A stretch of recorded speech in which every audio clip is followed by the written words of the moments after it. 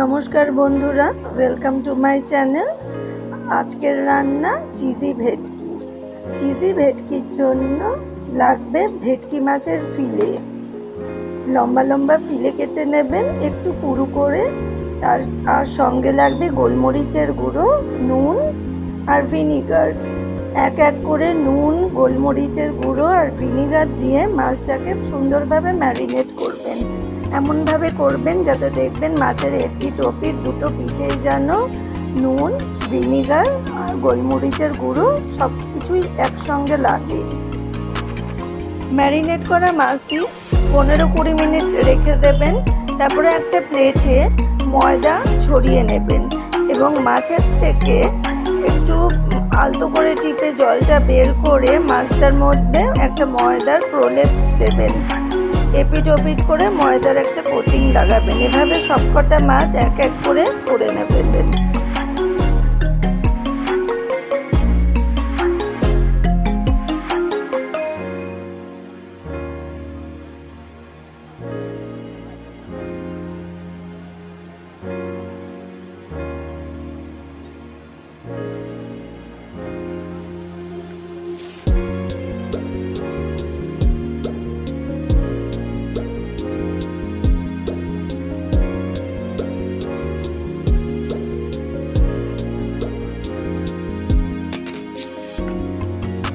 তারপরে একটা কড়াইয়ে সাদা তেল আর সঙ্গে মাখন দিয়ে মাছগুলো এক এক করে এপিট ওপিট করে হালকাভাবে ভেজে নেবেন।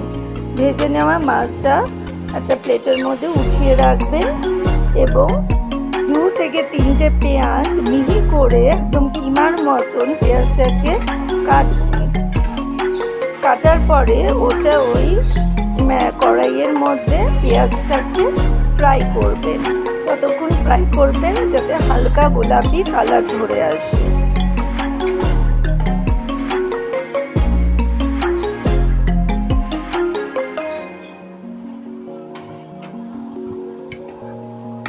ফ্রাই করা পেঁয়াজের মধ্যে সামান্য নুন দিয়ে দেবেন এবং তারপরে আবার নাড়তে থাকবেন। তারপরে কিষান টমেটো কেচাপ বা যে কোনো টমেটো সস বেশ বেশি করে তার মধ্যে ঢেলে দেবেন।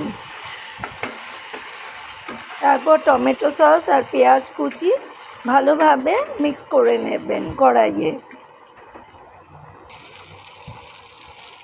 যখন ভালোভাবে মিক্স হয়ে যাবে তখন এটাকে আলাদা বাটিতে উঠিয়ে রাখবেন। একটা বড় কাচের বাটি নেবেন যেটা ওভেনে দেওয়া যায়। তার মধ্যে প্রথম লেয়ারে টমেটো কুচি আর পেঁয়াজের যে পেস্টটা বানিয়েছেন সেইটা বেসে দিয়ে দেবেন এবং তার উপরে মাছগুলো এক এক করে সাজিয়ে দেবেন। এরপর আমি বানানো শেখাচ্ছি হোয়াইট সস। হোয়াইট সসের জন্য কড়াইয়ে মাখন নেবেন। মাখনের মধ্যে 1 টিস্পুন ময়দা দিয়ে দেবেন।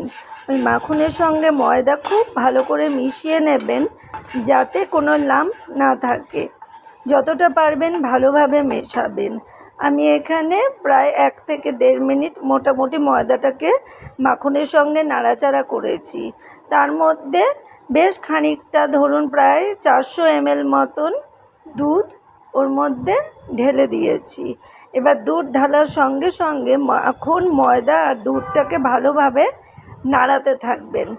নাড়াতে নাড়াতে দেখবেন আস্তে আস্তে সমস্ত মাখন, ময়দা দুধের সঙ্গে মিশে গেছে আর কোনো ওর মধ্যে লাম্প নেই।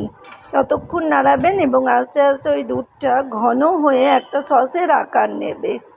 যখন সসের মতন ফর্ম করবে, কনসিস্টেন্সিটা একদম ঠিক হয়ে যাবে, তখন তার মধ্যে গোলমরিচ গুঁড়ো, অরিগ্যানো আর সামান্য নুন দেবেন। নুন দিয়ে আবার এটাকে নাড়তে থাকবেন। নাড়তে নাড়তে এটা যখন সস তৈরি হয়ে যাবে তখন এটাকে যে পাত্রটায় ওভেনে বেক করার জন্য মাছের লেয়ারিংগুলো করেছিলেন সেই মাছের লেয়ারিংয়ের ওপরে এই হোয়াইট সসটা সুন্দরভাবে ঢেলে দেবেন।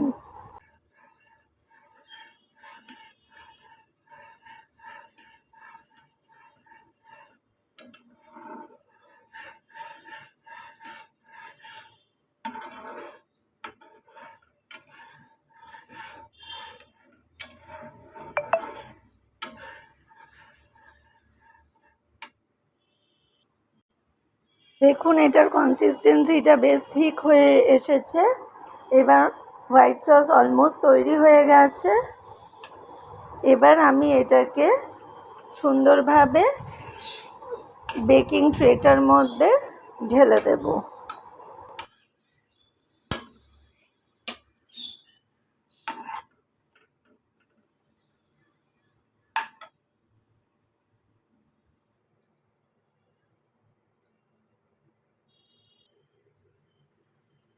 হোয়াইট সসটা এমনভাবে ঢালবেন যাতে সমস্ত মাছকে কভার করে।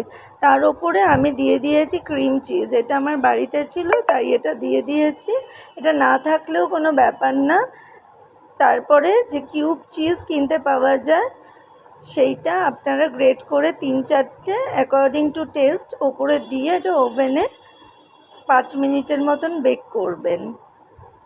বেকিং হয়ে গেলে এটা তৈরি হয়ে যাবে। এটা গরম গরম সার্ভ করবেন পরিবারের সবাইকে। এটা আপনি গরম ভাত বা পার্সলে রাইস, ফ্রাইড রাইস বা পাস্তার সঙ্গে এটা সার্ভ করলে সবার খুব ভালো লাগবে।